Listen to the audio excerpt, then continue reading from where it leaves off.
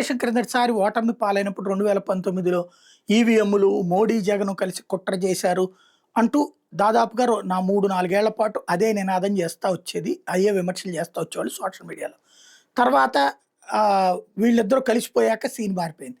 ఇప్పుడు సేమ్ 11 స్థానాలకు వచ్చినటువంటి వైఎస్ఆర్ కాంగ్రెస్ పార్టీ తన ఓటమికి కారణాలు ఏంటయ్యా అంటే ఎన్నికల అవకతవకలే అంటుంది. లేటెస్ట్‌గా పార్లమెంటులో చర్చ సందర్భంగా మిథున్ రెడ్డి రైట్ చేసిన పాయింట్ అదే. ప్రజాస్వామ్యానికి మూలస్తంభమైన నిష్పక్షపాతంగా ఎన్నికలు జరగాలి. అప్పుడే గెలిచిన వాళ్ళకైనా ఓడిన వాళ్ళకైనా వ్యవస్థ మీద నమ్మకం ఉంటుంది అంటూ వ్యాఖ్యానించారు. ముఖ్యంగా ఈవీఎంల మీద నెలకొన్న అనుమానాలను వ్యక్తం చేసుకొచ్చారు. ప్రపంచంలోని అత్యాధునిక సాంకేతిక కలిగిన దేశాల్లో ఈవీఎంలు పక్కన పెట్టి బ్యాలెట్ పేపర్ మీద వెళ్తుంటే మనం ఇంకా ఈవీఎంలు పట్టుకుని వేళ్లాడడంలో అర్థం లేదన్నారు. ఏపీ ఎన్నికల్లో పోలింగ్ సార్ల మీద మిథున్ రెడ్డి తీవ్ర సందేహాలు వ్యక్తం చేశారు. ఆంధ్రప్రదేశ్లో మొత్తం 3,38,00,000 ఓట్లు పోలేని. ఉదయం 7 గంటల నుంచి సాయంత్రం 6 గంటల వరకు పోలింగ్ జరిగింది. కానీ ఆశ్చర్యకరంగా సాయంత్రం 6 గంటల తర్వాత ఏకంగా 15% ఓట్లు, అంటే సుమారు 51,00,000 ఓట్లు రికార్డ్ అయ్యాయి.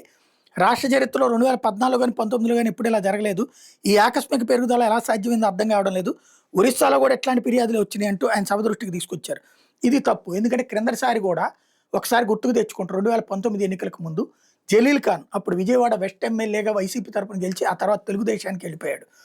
ఆయన రచ్చరచ్చ చేశాడు. ఆ రోజున రాత్రిపూట్ల 2 దాకా ఓట్లేశారు మహిళలు.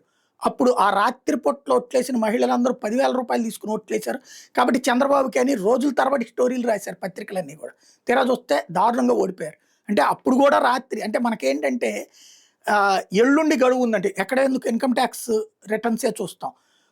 ఇవాళ గడువు ఉందంటే ముందు ఎప్పుడో చేసుకో, మనకి 2 నెలల ముందు కరెక్ట్గా ఆ రోజు ఆ ముందు రోజు పరిగెడతాం.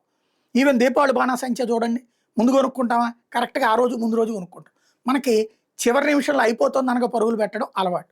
అట్లాగా 2019లో కూడా అదే జరిగింది. కాకపోతే ఇది 2024లోనే జరిగింది అన్నటువంటి పాయింట్ని రైట్ చేసుకొస్తున్నారు. విజయనగరంలో కౌంటింగ్ రోజున ఈవీఎం బ్యాటరీ ఛార్జింగ్ 99% ఉంది, కానీ పోలింగ్ రోజున అది 60% ఉంది. వాడకం తర్వాత బ్యాటరీ ఛార్జింగ్ దగ్గర కానీ ఎలా పెరుగుతుంది, ఇది మంచి పాయింట్. దానికి సమాధానం ఇంతవరకు సరిగ్గా ఇవ్వలేకపోయింది ఎన్నికల సంఘం. ఇకపోతే హిందూపురం నియోజకవర్గంలో పోలింగ్ బూత్లో మరీ విడ్డూరం జరిగింది. ఒకే రోజు ఒకే సమయం జరిగిన ఎన్నికల్లో ఓ బూత్లో మా ఎంపీ అభ్యర్థికి 472 ఓట్లు వచ్చినాయి.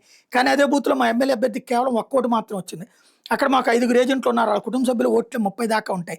గత 30 ఏళ్లుగా మేము గెలుస్తున్న బూత్ అది. ఒక ఎంపీ అభ్యర్థికి 472 ఓట్లు పడిన చోట ఎమ్మెల్యే అభ్యర్థికి 1 ఓటు పడటం ఈవీఎంల పనితీరు మీద అనుమానాలు తావిస్తుంది. ఇది ఖచ్చితంగా దీన్ని రైట్ చేయడంలో తప్పే లేదు. లేకపోతే టెక్నాలజీలో ఎంత ముఖ్యమైనటువంటి ఎలన్ మాస్క్ లాంటి వాళ్ళు కూడా ఈవీఎంలు ట్యాంపరింగ్ అన్నారు అన్నటువంటి పాయింట్ ఇక్కడ ప్రధానంగా రైట్ చేసుకొచ్చారు.